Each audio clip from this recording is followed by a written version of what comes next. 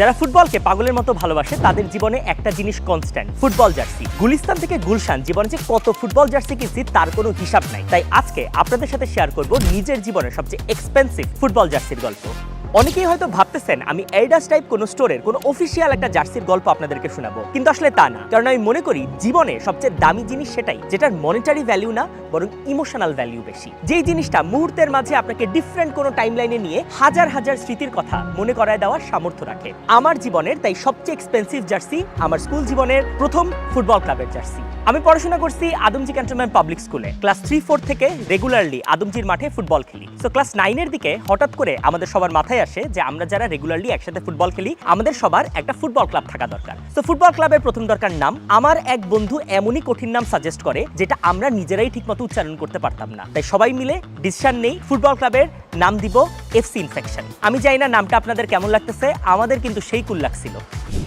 নাম তো হয়ে গেছে, এবার দরকার একটা জার্সি, এবং এর জন্য আমরা অনলাইন থেকে আননোন একটা ক্লাবের সেই একটা ডিজাইন নামাই। একবারের জন্য চিন্তা করি নাই এই কমপ্লেক্স ডিজাইন আদৌ কারো পক্ষে বানায় দেওয়া সম্ভব কিনা। বন্ধুরা মিলে চলে যায় গুলিস্তান, এক জায়গায় জার্সিটা বানাইতে দেই। ভেন্ডারকে জার্সির কালার থেকে ডিজাইন বুঝায় একদম একাকার বানায় ফেলি, মানে একদম জাতা অবস্থা।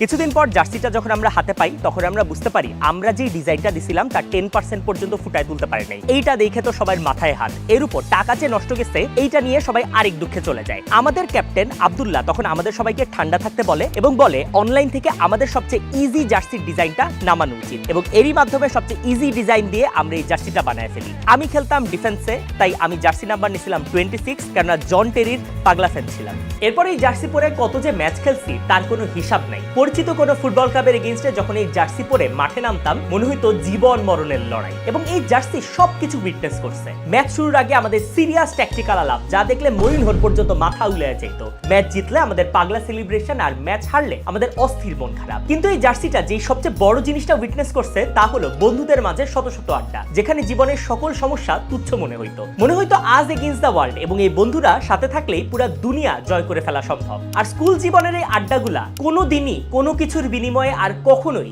ফেরত পাওয়া যায় না। বাই দ্য ওয়ে, জার্সি পরা আমি নিজের ছবি খুঁজছি গত 2 দিন ধরে। আমি নিজের একটা ছবি ছাড়া আর কোনো ছবি পাইনি, এবং আমি আমার বন্ধু বান্ধবের প্রোফাইলে গেছি ওদেরও তেমন একটা ছবি পাই নাই। প্রবলি মানুষ যখন নিজের জীবনের বেস্ট মোমেন্টগুলো কাটায় তখন মানুষ ছবি তুলতেই ভুলে যায়। Okay, so that was the video. ভিডিওর শেষে একটাই রিকোয়েস্ট, যারা এখন স্কুল কলেজে পড়াশোনা করতেছেন এবং নিজেদের বানানো কোনো ফুটবল ক্লাবে খেলতেছেন, আপনাদের এই ফুটবল ক্লাবের জার্সিটা সারা জীবন রাখে দিয়েন। ট্রাস্ট মি, এই জিনিসটা আপনাকে হাজার হাজার মেমোরি সবসময় উপহার দিবে। আর যারা আমার মতো এক টাইমে কোনো ক্লাবে খেলতেন, নিজের ক্লাবমেটকে কমেন্টে মেনশন দেন, তার সাথে কিছু স্মৃতি শেয়ার করেন আগের দিনে আপনারা কি করতেন। এন্ড সবাই ভালো থাকেন, সুস্থ থাকেন। ধন্যবাদ।